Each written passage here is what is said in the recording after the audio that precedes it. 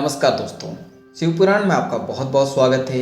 आज हम पढ़ने वाले हैं शिव पुराण की श्री रुद्र संहिता के 5वें खंड के 7वें अध्याय देवताओं द्वारा शिव स्तवन। तो चलिए शुरू करते हैं। सनत कुमार जी बोले, हे व्यास जी, जैसे ही शरणागत भक्त वत्सल भगवान शिव ने देवताओं की प्रार्थना स्वीकार कर तारकाक्ष, कमलाक्ष और विद्युन्माली का वध करने का मन बनाया, उसी समय देवी पार्वती अपने पुत्र को गोद में लेकर वहां आई। तब जगत जननी माँ जगदम्बा को आता देखकर ब्रह्मा, विष्णु सहित अन्य देवताओं ने हाथ जोड़कर उन्हें प्रणाम किया। अपने पुत्रों को देख भगवान शिव उन्हें प्यार करने लगे। तब देवी पार्वती भगवान शिव को अपने साथ लेकर अपने भवन के भीतर चली गई। भगवान शिव के इस प्रकार बिना कुछ कहे अपने भवन में चले जाने के कारण सब देवता बहुत दुखी हो गए, परंतु उन्होंने वहीं खड़े रहकर भगवान शिव की प्रतीक्षा करने का निर्णय लिया। उस समय वे दैत्यों के भाग्य की प्रशंसा करने लगे। वे सब देवता वहीं शिव जी के भवन के द्वार पर खड़े थे। तभी भगवान शिव के गण ने अपने स्वामी के द्वार के सामने भीड़ जमा देखकर उन पर आक्रमण कर दिया। देवता इस अनजान खतरे से संभल ना सके और अपने प्राणों की रक्षा के लिए इधर उधर दौड़ने लगे। कई साधु और ऋषिगण भी गिर पड़े। चारों ओर हाहाकार मच गया। तब भयभीत होकर सब देवता भगवान श्री हरि विष्णु की शरण में आए। देवताओं को समझाते हुए श्री हरि विष्णु ने कहा, देवताओं तथा मुनियों, आप लोग क्यों इतना दुखी हो रहे हो? महान पुरुषों की आराधना करने में दुख तो आते ही है।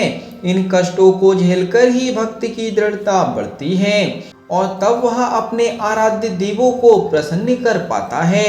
भगवान शिव तो समस्त गुणों के अध्यक्ष तथा परमेश्वर है। आप सब मिलकर भगवान आशुतोष की प्रसन्नता के लिए ओम नमः शिवाय, शुंभ शुंभ, कुरु कुरु, शिवाय नमः ओम मंत्र का 1 करोड़ बार जाप करो। वे इससे अवश्य ही प्रसन्न होंगे और हमारा कार्य पूरा करेंगे।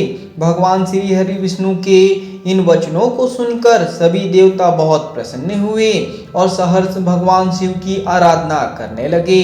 अपने कार्य की सिद्धि के लिए उन्होंने 1 करोड़ बार विष्णु जी द्वारा बताए गए मंत्र का जाप करना आरंभ कर दिया।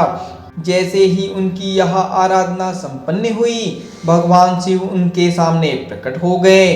भगवान शिव बोले, मैं आपकी इस उत्तम आराधना से बहुत प्रसन्न हूँ। आप अपना इच्छित वर मांगे। प्रभु के ये वचन सुनकर देवता बोले, हे देवादिदेव, हे जगदीश्वर, आप सबके कल्याण करता है। भगवान हम पर कृपा कर हमारी रक्षा कीजिए। आप त्रिपुर स्वामियों का वध करके हमें भय से मुक्ति दिलाएं। तब भगवान शिव देवताओं की प्रार्थना सुनकर पुनः बोले, हे हरे, हे ब्राह्मण, हे देवगण तथा मुनियों, जैसा आप चाहते हैं वैसा ही होगा। मैं अवश्य ही आपकी आराधना सफल करूंगा। हे विष्णु, आप इस जगत के पालन करता है, इसलिए त्रिपुर विनाश के लिए आप मेरी सहायता करें। मेरे लिए दिव्य रथ, सारथी और धनुष सहित आवश्यक सामग्री की व्यवस्था करें। सनत कुमार जी बोले, मुने, भगवान शिव की इच्छा जानकर सब देवता बहुत प्रसन्न हुए तथा शिव जी की आज्ञा अनुसार समस्त युद्ध सामग्री की व्यवस्था करने लगे। मुने, देवताओं द्वारा शिव जी को प्रसन्न करने के लिए 1 करोड़ बार जपा गया यह मंत्र महान पुण्यदायी है। यह शिव जी को तुरंत प्रसन्न करने वाला तथा भक्ति मुक्ति के मार्ग पर ले जाने वाला है। यह मंत्र शिव भक्तों की सभी कामनाओं और इच्छाओं को पूरा करता है। इस मंत्र से धन, यश की प्राप्ति होती है और आयु में वृद्धि होती है। यह निष्काम मनुष्यों के लिए मोक्ष प्राप्ति का साधन है। जो मनुष्य भक्ति भाव और शुद्ध हृदय से इस मंत्र को जपता है, उसकी सभी अभिलाषाएं भक्त वत्सल कल्याणकारी भगवान शिव अवश्य ही पूरी करते हैं। यहाँ पर शिवपुराण की श्री रुद्र संहिता के 5वें खंड के 7वें अध्याय का समापन होता है। आज के लिए इतना ही। धन्यवाद।